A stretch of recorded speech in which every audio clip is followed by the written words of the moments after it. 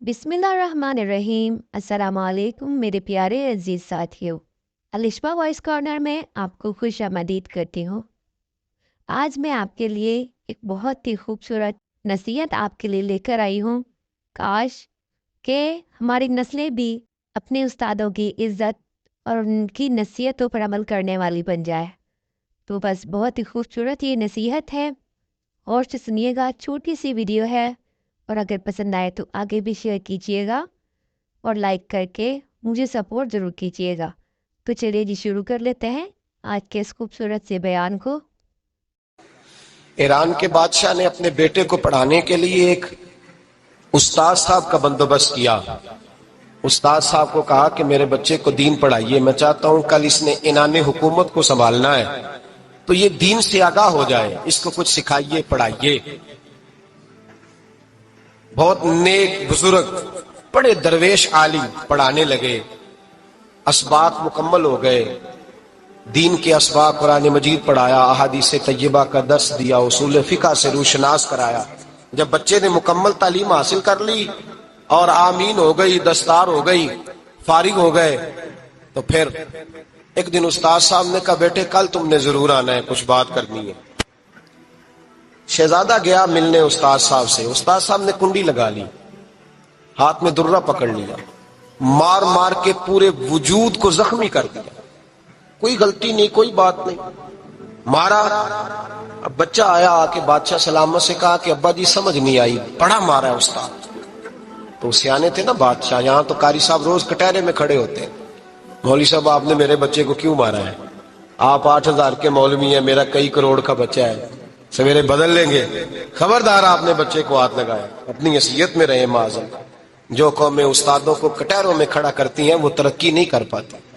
ये उस्तादों को कटहरों में रोज खड़ा करते। कहा अब्बा जी बड़ा मारा है, तो वालिद बड़े समझदार थे, कहने लगे बेटा उस्ताद बाप होता है, वो ज्यादती नहीं करता, कोई बात होगी, मैं तेरे उस्ताद को कटहरे में नहीं बुलाऊंगा। अम्मा से बात की, अम्मा कहने लगी बेटा मैं तेरे बाप से कैसे बात करूं, डरा था। वक्त गुजर गया, 22 साल बीत गए, 22 साल गुजर गए। बादशाह का इंतकाल हुआ, शहजादा तख्त पे बैठा। पहला हुक्म ये दिया कि मेरे उस्ताद को बुलाओ, पहला हुक्म। उस्ताद जी बूढ़े हो गए थे, छड़ी के ऊपर टेक लगा के आए और भवें सफेद होके झुक गई थी। यूं आंख खोल के बड़ी मुश्किल से देखा, कहने लगे शहजादे हुक्म हो। कम मैं शहजादा नहीं, अब मैं बादशाह बन गया हूं।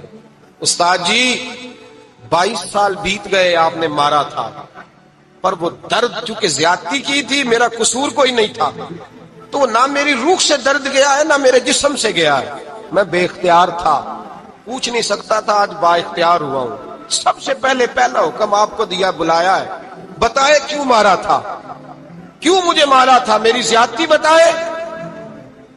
तो उस्ताद, बूढ़े उस्ताद की आंखें आंसुओं से भर गई, कहने लगे बेटे बस आज के दिन के लिए मारा था, ये जो दिन आ गया ना मेरी जिंदगी में, इसलिए मारा था, ये मैं चाहता था मेरी जिंदगी में वक्त है, आज के बस मेरी मुराद पूरी हो गई। कहा साहब किस लिए, मुझे भी समझाए। आप फरमाने लगे कितनी देर हो गई तुझे मार खाए हुए, कितना जमाना बीत गया? कहने लगा 22 साल। पर मैं जख्म भूले तो नहीं, दर्द खत्म तो नहीं हुई, तुम्हें बात एक मिनट के लिए भी तुम्हारे हाफजे से महव तो नहीं हुई? का उस्ताद जी रोज रात को याद आती, रोज ख्याल आता था।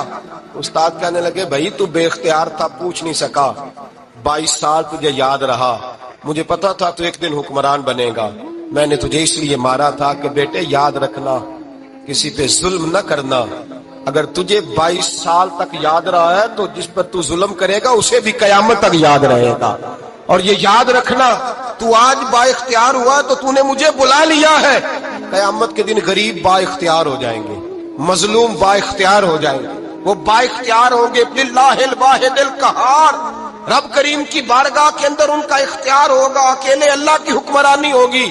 फिर वो बुलाएंगे बड़े बड़े कज कुला, दुनिया में जिनकी पगड़ियां ऊंची थी वो सर झुकाए खड़े होंगे, दुनिया में जो डिक्टेटर बनते थे उनकी पुश्तें लाल होंगी, उनको गद्दार लिखा जाएगा, कयामत तक नहीं भूलेगा।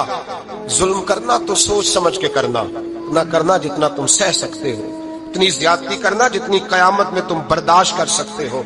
میرے نبی کریم صلی اللہ علیہ وسلم نے فرمایا ظلم سے بچو، یہ قیامت کے اندھیروں میں سے ایک اندھیرا ہوگا۔ زندگی میں زیادتی نہ کریں، اگر تھوڑی دیر کے لیے کوئی چیز برداشت کر جائیں گے تو وہ فائدہ دے جائے گی، کچھ دیر کے لیے اگر سہ جائیں گے تو نفع مل جائے گا، سہنے کی کوشش کریں لیکن زیادتی نہ کریں، نظر کو، سوچ کو، ذہن کو پاک رکھیں۔ اور میرے بھائی زندگی پوری ظلم سے بچیں، زیادتی سے بچیں۔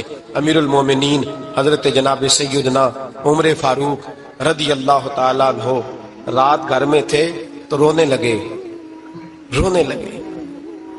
بڑی دیر تک روتے رہے۔ والدہ اٹھی تو صاحبزادے سے کہنے لگی پتہ کرو تمہارے باپ کو کیا مسئلہ ہے۔ شہزادے آئے، کہنے لگے امیر المومنین والد گرامی کیا ہوا؟ تو حضرت عمر فاروق کہنے لگے بیٹا اپنی اماں کو بلاؤ۔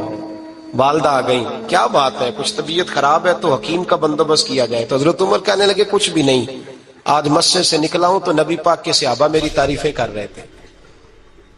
یہ حضرت فاروق اعظم کے وصال کے قریب کے دن ہے، تعریفیں تو حضرت یہ رونے کی بات ہے کہ خوش ہونے کی؟ آپ فرمانے لگے نہیں، سوچتا ہوں باہر تو میں اچھا رہا ہوں، پتہ نہیں گھر میں ہی کوئی زیادتی نہ ہو گئی ہو، پتہ نہیں تمہارے ساتھ بھی میرے معاملات ٹھیک تھے کہ نہیں، صحابہ تو تعریف کرتے ہیں، رو رہا ہوں تمہاری وجہ سے نہ الجھ جاؤں، بیوی ہی نہ کہے میرا حق ہی ادا نہیں کیا۔